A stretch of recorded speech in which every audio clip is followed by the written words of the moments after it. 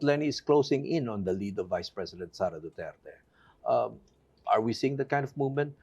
Oh, kasi yung closing in, lahat naman yan potential mag-close in dahil ang binabakbakan lang naman si VP Sara. So kung titingnan mo yan, law of averages, tirahin mo ng tirahin si VP. Nagsimula si VP sa 60s. Ngayon nasa 30, 32, 35. That's a big fall. Oh, yeah.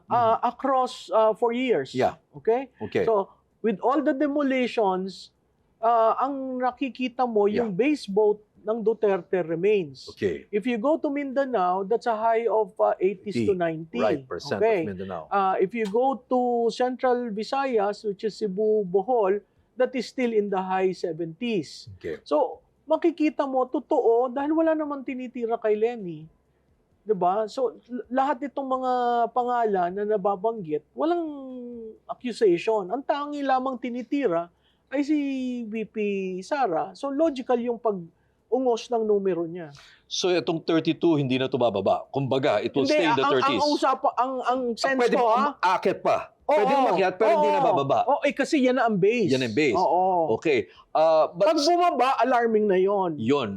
Yung mga yung naniniwala, nawawala. Parang yun ang ibig sabihin nun. Okay. At the same time, you think 32, 30s is enough for her to win? Depends on the scenario 2028? Depends on the scenario. In a one-on-one, the 30 is not enough. You need probably around 45. Okay. A high of 45.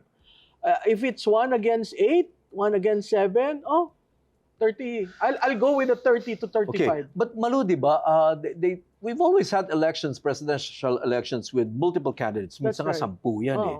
Pero in the end, dalawa lang talaga nagbabakbakan.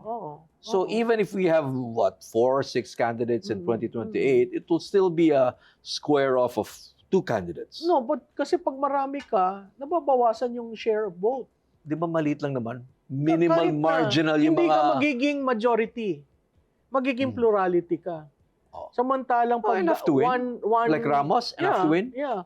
1 against 1, talagang mapipwersahan ka mag-majority. I was just wondering whether even in a plurality, if 32 is enough. Yeah, it is. So who do you think will be, who she will be up against? I don't know. I don't see anyone having double digits eh. Well, Lenny. Well, but she's not running. That's one survey. I would believe that Lenny is a potential if in 3 surveys she maintains the numbers. Okay, do you think she's the strongest? Lenny? Yeah. Galing sa 2 talo na eh.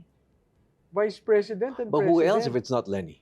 I don't know. Anybody on the horizon? There must be somebody on the horizon. That's for your friend to...